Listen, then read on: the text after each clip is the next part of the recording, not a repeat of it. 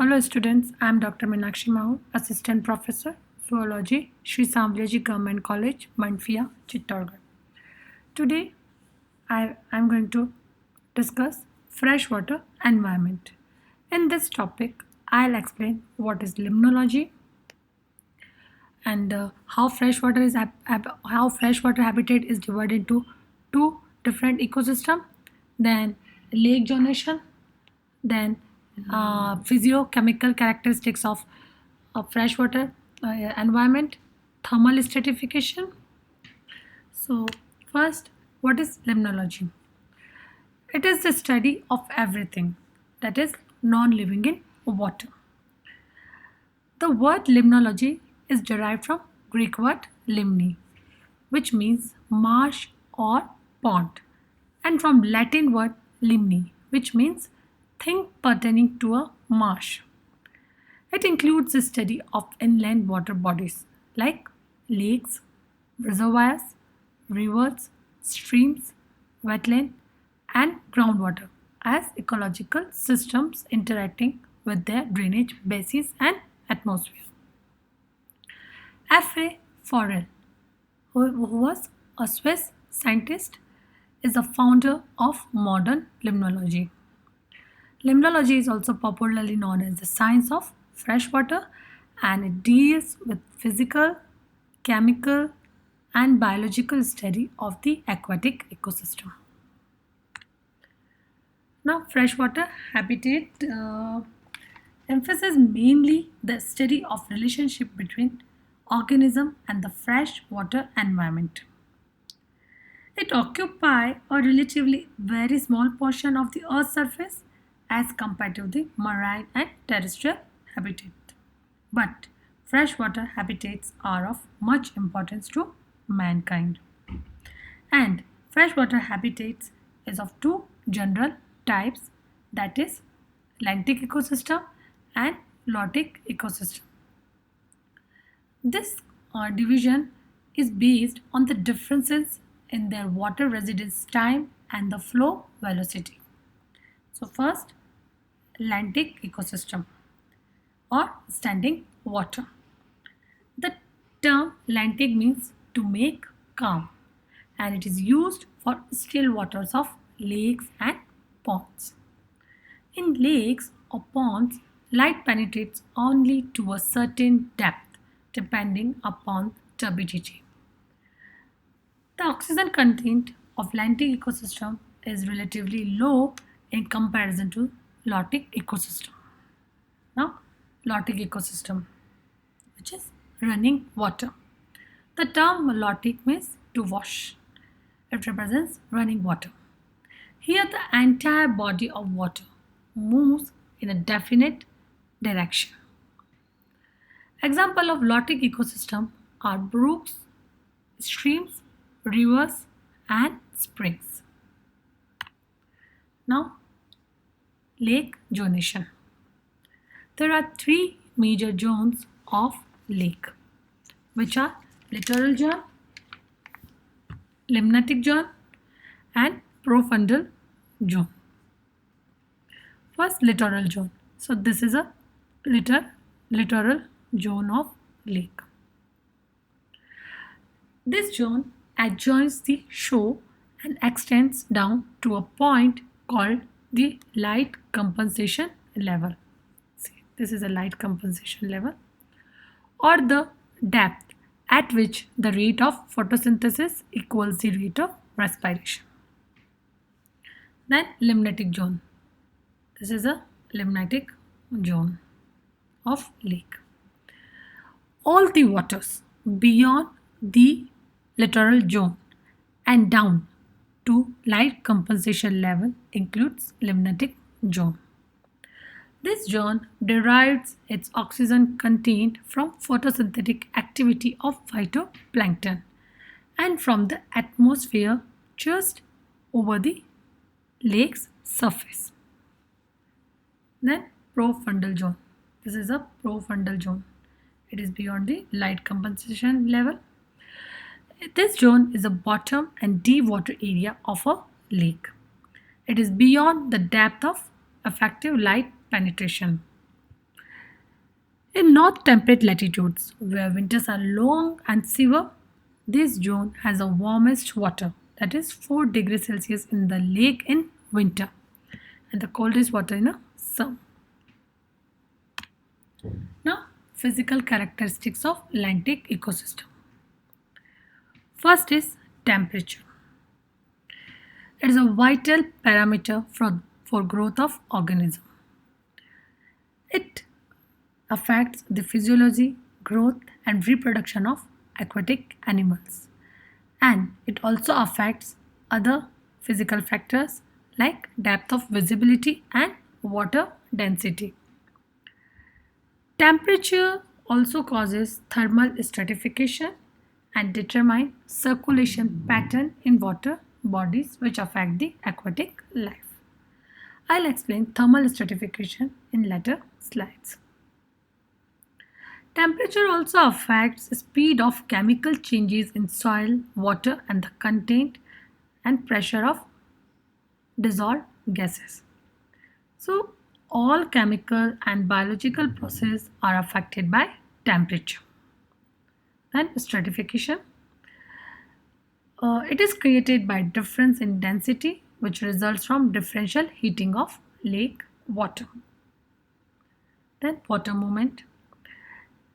It is strongly influenced by wind pattern and temperature. And often the movement of water in lake is multi-directional. According to the circulation pattern, lakes can be amictic, meromictic, holomictic, oligomictic, monomictic, diamictic or polymictic.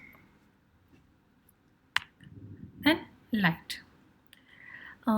This parameter determines the primary productivity of lake and phytoplankton, which in turn determine the depth of light penetration as well. According to the penetration of light, a lake can be divided into tropogenic zone and tropolytic zone.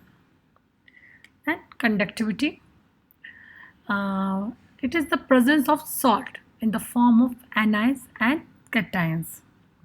It is directly related with total dissolved solids, that is TDS. And transparency, it depends upon the extent of light penetration in water and depth of euphotic zone in water body. Turbidity of water is caused by suspended inorganic substances like cells, sediments or planktonic organisms. Turbidity due to profusion of plankton or bloom is an indication of high fertility of water body. But if it is caused by silt or mud beyond the limit, then it can be harmful to aquatic organism. Then color. Scattering of light by suspended matter is responsible for color of the water in a body, and the color of water is related to transparency. Now thermal stratification. It is the seasonal phenomenon where lakes separate into 3 distinct thermal layers, that is apolimnion, thermocline and hypolimnion. In summer, the upper layer of water is warmed significantly by the sun. So cooler water separates and forms 2 additional layers, that is thermocline and hypolimnion, and they are heavier than apolimnion. So first apolimnion, it is the surface layer of warmer water which is constantly mixed by wind and waves, and it is warmed by sun from late spring to late fall. Then thermocline, which is also known as metalimnion. It is characterized by steep gradient in a temperature and demarcated by apolimnion and hypolimnion. Thermocline act as a barrier that prevents mixing and heat exchange between apolimnion and hypolimnion. Then hypolimnion, it is the deepest layer of uniformly cold water, and it doesn't mix with the upper layers and has low circulation. The Colder water within the hypolimnion is at its maximum density at a temperature of 4 degrees Celsius. The most extreme thermal stratification occurs within lakes during the warm summer months, and during fall turnover, the apolimnion cools, sinks, and falls below the thermocline, which results in mixing. Thermal stratification of lake depends on lake's depth, shape, and size. Some small, shallow lakes do not show seasonal thermal stratification because the wind mixes the entire lake. Now, chemical characteristics of Atlantic ecosystem. First is suspended solids. Suspended solids are derived from growth of algae and macrophytes, peat, fallen leaves, and other decaying type of vegetation. Then total dissolved solids. They are some of dissolved salts like sulfates, phosphates, carbonates, bicarbonates, chlorides, and nitrates of calcium, magnesium, sodium, potassium, iron, magnesium, etc. It is a useful parameter in describing the chemical density as a fitness factor and as a measure of edaphic relationship which contributes to the productivity of water. Then pH. It is defined as a negative logarithm of hydrogen ion concentration in the solution or water. It is an index of conditions like alkalinity, acidity, and neutrality. It is an important chemical factor which influence biological activities. pH is a very important for planktonic growth. And total alkalinity. It is a measure of the capacity of water to absorb hydrogen ion. It can also be explained as a capacity to neutralize a strong acid and is characterized by the presence of hydroxyl ions which combine with hydrogen ion. Mainly carbonate and bicarbonates of calcium and magnesium are responsible for total alkalinity. Then chloride. It is dissociated as a chloride ions and it combines with commonly occurring cations in nature. Salinity is the important factor which influences the functional physiology and reproductive activity of organism. Then hardness. Cations of calcium and magnesium and anions like carbonate, bicarbonate, and sulfates are responsible for hardness of water. If the hardness is due to bicarbonates and carbonates, then it is temporary hardness. But if it is due to the sulfates and chlorides, then it is a permanent hardness. Then phosphates. They are essential nutrient in aquatic ecosystem and they can also be one of the limiting factors in the maintenance of pond fertility.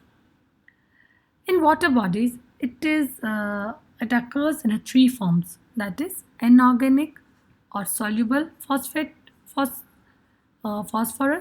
soluble inorganic phosphorus, and particulate organic phosphorus, which occurring in plankton, detritus, etc. Then nitrate. It is the highest oxidized form of nitrogen and it plays a very important role in the process of eutrophication. And it is enriched by domestic sewage and agricultural runoff which is coming from catchment area of the lake. Then BOD, that is biological oxygen demand. It is defined as the amount of oxygen which is required by microorganism in order to stabilize biologically decomposable organic matter in a waste under aerobic conditions.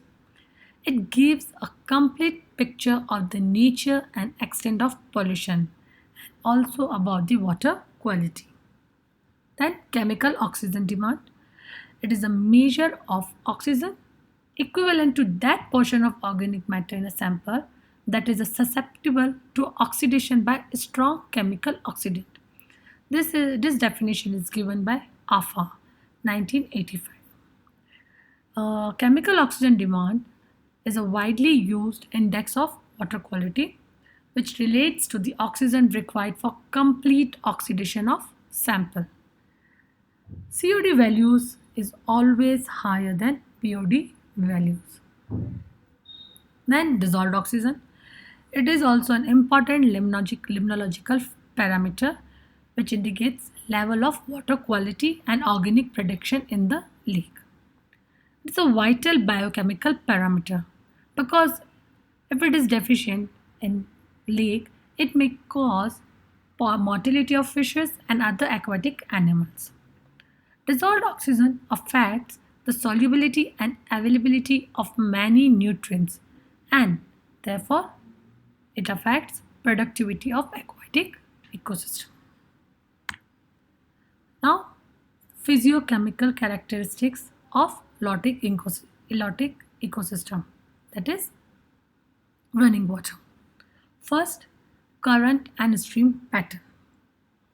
The velocity of current in running water depends on the nature of their gradient and substrates. If we compare it to the Atlantic water, wind has a little influence on current in running water. And then there are many stream patterns like dendritic, rectangular, radial, trellised, parallel, annular, deranged, and pinnate. This stream pattern actually determines the soil erosion hazards. Then suspended solids. Current velocity determines erosion, transportation, and deposition of solid material within a running water. It may be organic matter, that is a litter, or inorganic matter, that is a silt, detritus, and material which is removed from sediments. And it is responsible for turbidity of the water. Then light. The penetration of light in running water is strongly influenced by turbidity. In addition to scattering by particles, there is also a loss due to absorption by water. If water is clear, then aquatic light can reach the substrate and photosynthesis can take place. Then temperature. The stratification due to temperature is absent. Due to more contact with air, the temperature of stream follows that of air temperature. The temperature of lotic water is influenced by many factors like origin, depth, substrate, tributaries, exposure, and time of the day. Now, chemical characteristics. Dissolved oxygen. It is the most abundant and important of all the dissolved gases is oxygen, which is present in running water. The concentration of oxygen is high because of turbulence and mixing. A low concentration usually indicates organic pollution. However, there is a difference in the oxygen concentration in diurnal bases. The amount of oxygen present is related to current, the water temperature, and the presence of respiring plants and animals. The carbon dioxide of running water tend to be scarce due to constant turbulence of water and its frequent contact with water. Now, other chemical characteristics of lotic ecosystem is same as that of Atlantic ecosystem. So, this is the physiochemical characteristics of lotic ecosystem. So, we have covered the whole freshwater habitat characteristics. In this lecture, I discussed what is limnology, then how freshwater habitats is divided into two ecosystem, that is Atlantic ecosystem and lotic ecosystem. Then lake zonation. There are three zones in a lake, that is a littoral, limnatic, and profundal zone.